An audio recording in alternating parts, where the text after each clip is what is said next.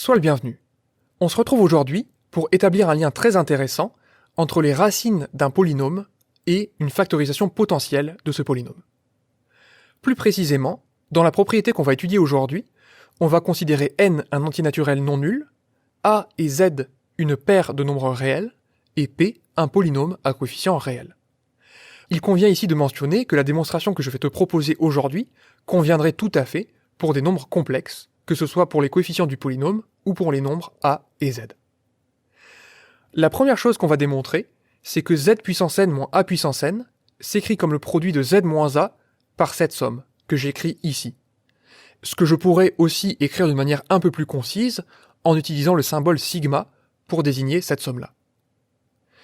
La deuxième chose qu'on va démontrer aujourd'hui, qui découle de la première, c'est que si p de a est égal à 0, c'est-à-dire si a est une racine du polynôme p, alors on peut écrire p comme le produit de x moins a et d'un autre polynôme à coefficient réel, q. De la même manière que tout à l'heure, si on avait pris des nombres complexes, on aurait eu un polynôme q à coefficient complexe. Donc c'est quelque chose d'assez important. Lorsqu'on dispose d'une racine d'un polynôme, on va pouvoir factoriser par une expression du type x moins la racine. Alors pour avoir une idée de démonstration, notamment du premier point, il est bon de considérer quelques exemples. Pour n égale 2, par exemple, il n'y a rien à démontrer, puisqu'on retrouve immédiatement l'identité remarquable z carré moins a carré est égal à z moins a que multiplie z plus a. Donc si cela ne me fournit pas vraiment d'idée générale pour la démonstration, cela te permettra sans doute de retenir la formule sans te planter dans les indices. Si tu ne sais pas si l'identité k va de 0 à n-1 ou de 0 à n, etc., tu peux vérifier pour n égale 2, puisque tu retombes sur une identité remarquable que tu connais depuis fort longtemps. Considérons donc le cas où n est égal à 3 pour avoir une idée de démonstration. Alors ce qu'on va faire, c'est qu'on va plutôt partir du terme de droite, puisqu'il est plus facile de simplifier un produit que de faire apparaître comme ça de nulle part des termes. Le produit qu'on doit calculer ici, c'est z moins a que multiplie z carré plus az plus a carré. Et donc si on développe ça, que je développe dans un premier temps les termes qui sont multipliés par le z de la première parenthèse, j'obtiens z cube plus az carré plus a carré z, et que j'ôte les termes qui sont multipliés par a de la première parenthèse, c'est-à-dire az carré plus a carré z plus a cube, eh bien on s'aperçoit qu'il y a plusieurs termes qui se simplifient et qu'il ne subsiste finalement que le premier terme et le dernier terme, c'est-à-dire la différence entre z cube et a cube. Donc cette démonstration n'est pas sans rappeler celle qu'on a produite dans l'émission précédente pour la limite de la somme des termes d'une suite géométrique. Donc de la même manière, cette démonstration, on va l'appeler somme télescopique. Ce qu'on va faire, comme dans l'exemple, c'est qu'on va partir du produit. On va calculer z moins a que multiplie cette parenthèse-là avec tous les termes. Et on sait qu'on doit faire apparaître beaucoup de simplifications. Comme tout à l'heure, on va d'abord développer les termes que multiplie le z de la première parenthèse. Et on obtient donc z puissance n, plus a1 z puissance n-1, plus a carré z puissance n-2, etc., jusqu'à a puissance n-1 que multiplie z. Et ensuite, on va ôter tous les termes qui multiplient le a de la première parenthèse, et donc on va ôter a puissance 1 z puissance n-1, a carré z puissance n-2, etc., jusqu'à a puissance n-1 z, et enfin a puissance n. Et donc on a fait apparaître à nouveau ce petit décalage, qui permet de mettre en lumière, de manière harmonieuse, l'énorme quantité de simplification qui se produit.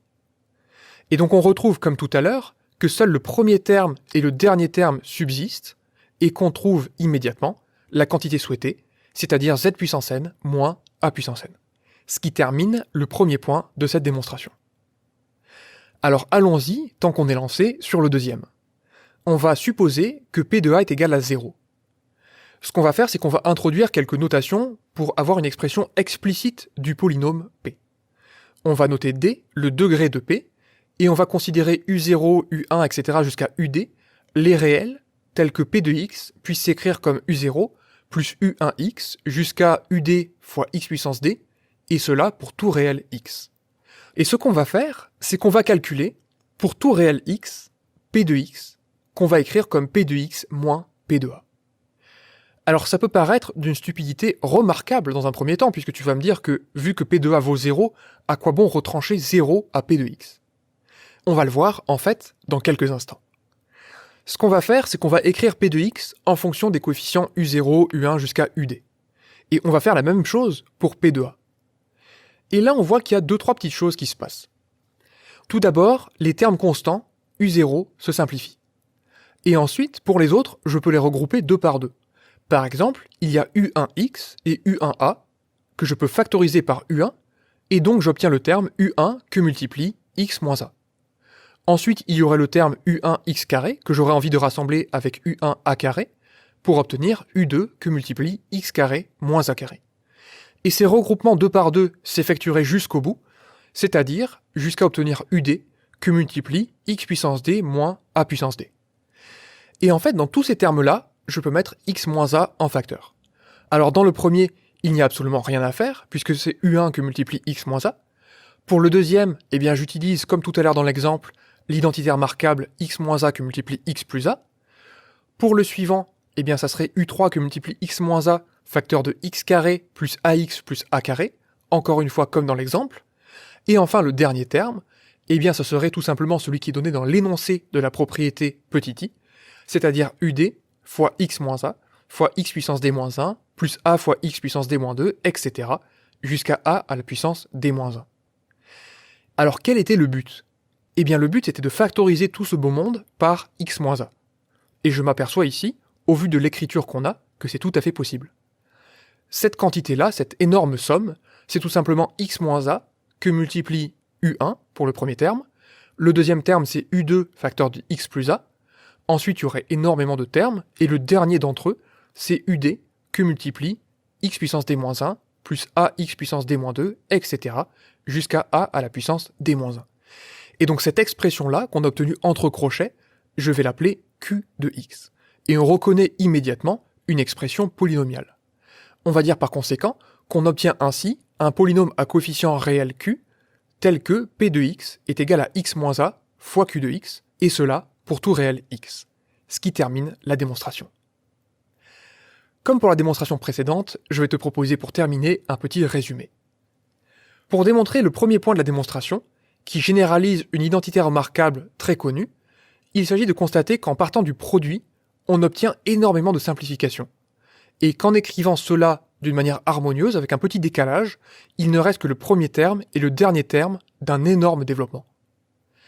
La deuxième idée, pour le deuxième point, c'est d'écrire P de x comme la différence P de x moins P de a, puisque P de a vaut 0, c'est tout à fait possible de faire ça, et en rassemblant les termes 2 par 2, puis en mettant x moins a en facteur, ce qui est possible grâce au premier point de la démonstration, on arrive à obtenir une factorisation de la forme souhaitée.